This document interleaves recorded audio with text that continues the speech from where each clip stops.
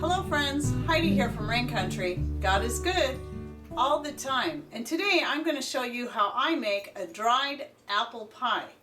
I know that might sound a little odd if you've never heard of it before, but it's actually a really simple way to make apple pie that also is a great way to use up your dehydrated apples from, well, whatever year. These are actually from 2015, apples from our tree. And let's get started and I'll show you how I do it. Alright, so I start with, I find one and a half quart jars of apples, of the dried apples, to 2 quarts is a pretty good amount. It looks like a lot more when you first start putting it in there, but once you start cooking them down, they're going to take up far less room. So it sounds like a lot of apples, but it just depends on how full you like your pie. I like it to be pretty full.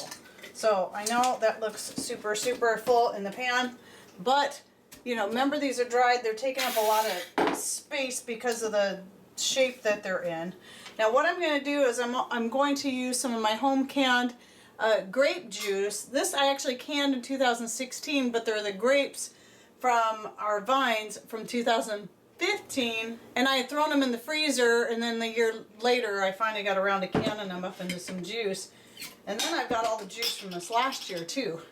So I'm going to pour, this is condensed, so I'm going to pour this whole pint jar right over these apples. There's not a whole lot of liquid in here right now, but I'm not going to add any water to it until I cook it down a little bit and see, because the last time I did it, the pint jar of juice was enough. So remember, this is condensed juice, and I'm cooking the apples in that. So this is going to give it a really intense flavor.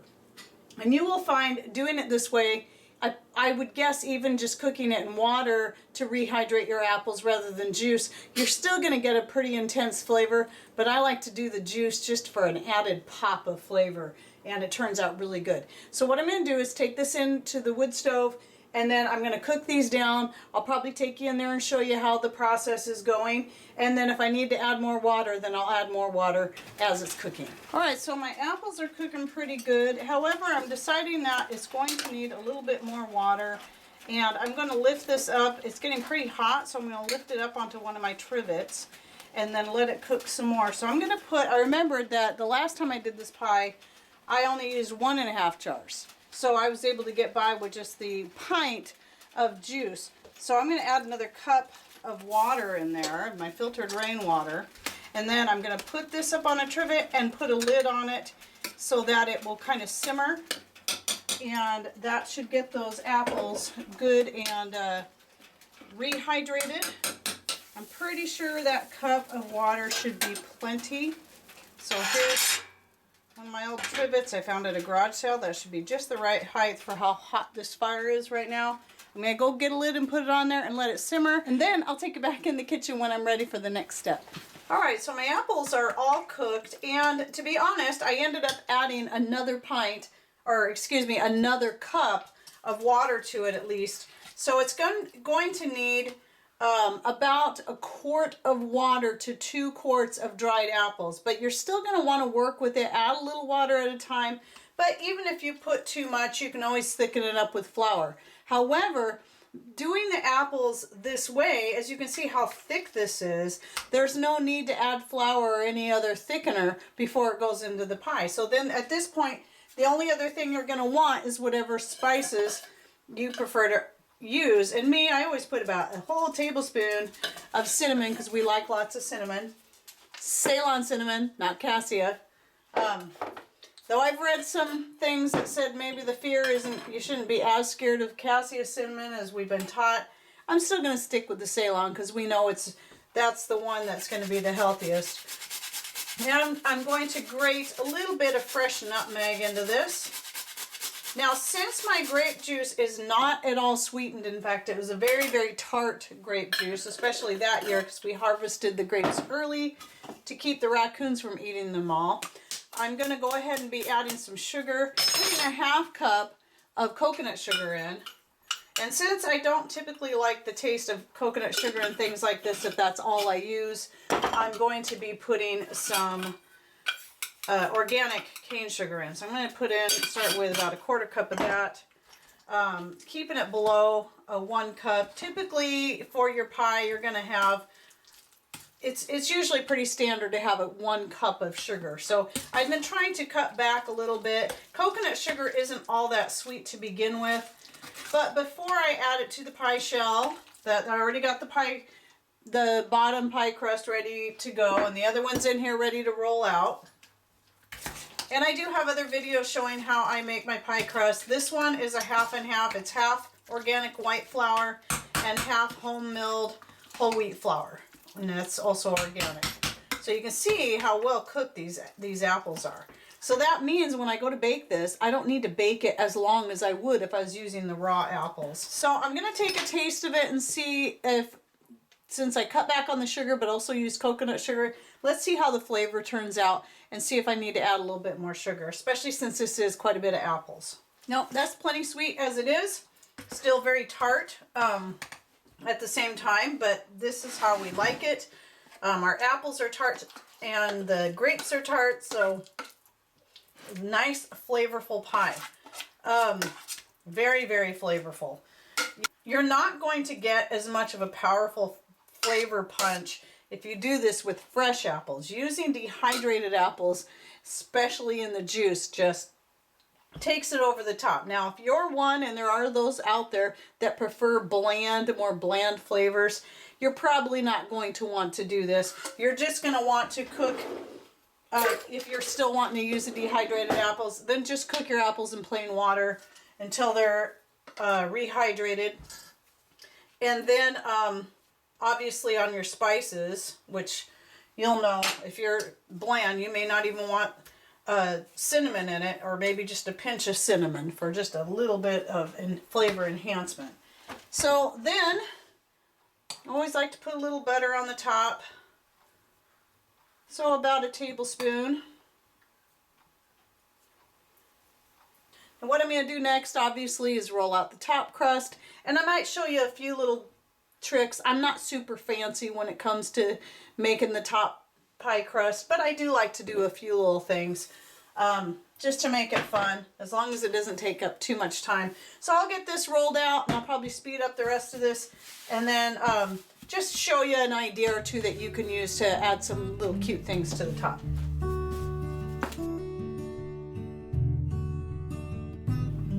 Now, some ideas, I'm not going to do this today, I'm just going to show you some ideas that you can do, is using cookie cutters, especially small ones like this, like with the heart one. You can you can cut out some heart shapes like that. And you'll want to do that before you put the crust onto the pie top. In fact, I'm going to go ahead and do that.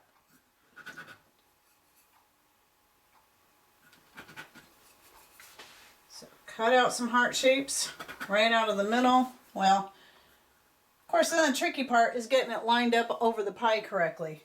So if you're going to use cookie cutters and all, you know, star's kind of fun too. And then there's these little, these came off some kind of cookie press type thing. I'm just doing that for fun. I kind of like the way the hearts makes almost a flower look on its own. And so then you want to really be careful when you go to get your pie crust up off the counter and then put it onto your pie. You're going to have to make sure this is centered. And as I always do, I like to fold it in half.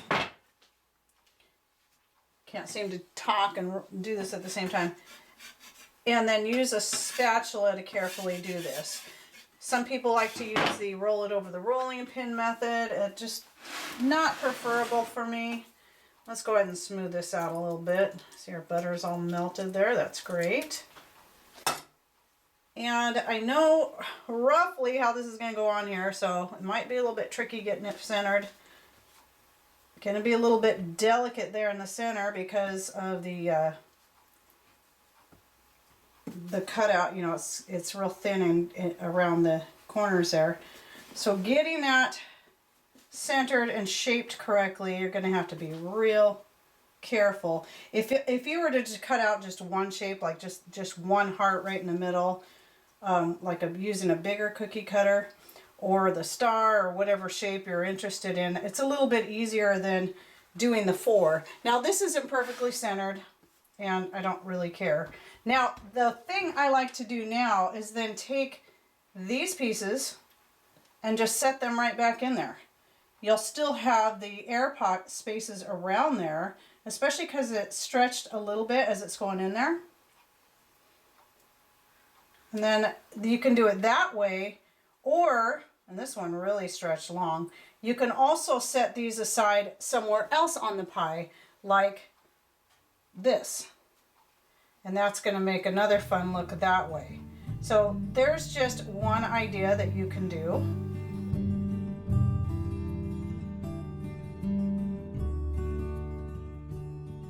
And then another idea you can do, and as anyone who's ever baked pie should know, you've got to have vents in the top. So we got our vents here, and these will spread out a little bit more as it bakes. It should a little bit anyway.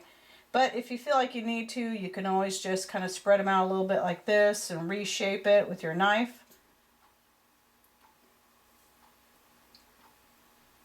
And another thing I like to do, I usually do this if I'm not going to do shapes like this, is I'll cut little designs, kind of little curly type designs here and there. And I'll insert a picture right here of the last pie I made like this. And on that one, I hand cut out some leaf designs. I just did that with a knife. I just cut it right out. I rolled out the pie crust, the excess pieces, and then just used a knife like this and then just cut the leaf patterns out. And it's pretty easy to do. Doing something like this where you're cutting kind of fancier vent holes on the pie crust after it's already on there is a little bit more difficult. You'll want to keep some flour handy to dip the knife into to keep it going through the pie crust a little easier. But that's just another thing you can do just for fun. We'll do a couple more vent holes here. Okay, and then today, one of the things I'm going to be doing different as far as baking the pie, I'm going to be baking it, this will be the first pie I do in my camp oven. So you might have seen my video of me baking bread in the camp oven. So this will be the first pie. I almost wasn't going to do it, and then I remembered, oh yeah, I said I was going to try baking a pie in here to see what the difference is. So hopefully I don't burn this or something in the process since this is a video, but we got to keep practicing on things that we haven't baked and cooked on yet so we can get used to using them if the need ever arises. And I might as well do it when I'm not trying to make a pie for some fancy dinner. This is just for, really for here. Nothing big and fancy going on around here today, other than making videos. And then, if you haven't seen my other pie crust making videos, I just like to pinch the edges. I'm pinching the top and bottom crust together. That helps seal it and just gives it a nice scalloped look all the way around. And then you're going to want to bake your pie at about 400 degrees. I would say start with a half an hour and then check and see what it looks like, and then go for at least another 15 minutes. You don't need to go for a full hour with this since the apples are already cooked, like you would with the raw apple pie.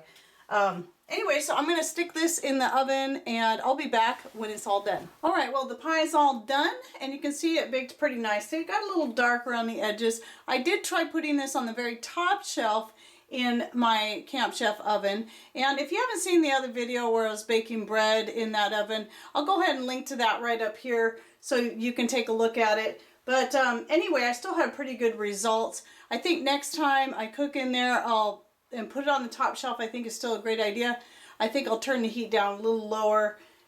Anyway, so it took about 40 minutes for it to get like this, and we'll be cutting into it pretty soon. It's still a little too warm yet, but once I get it all cut up, I'll go ahead and take a picture of it and I'll insert it at the end of this video so you can see what it looks like on the inside. Well, there you go. There's another idea to use up all those dehydrated apples that you put away this last fall. So I hope you enjoyed this video and that you learned something new. Thanks for watching. Take care and God bless. Hey.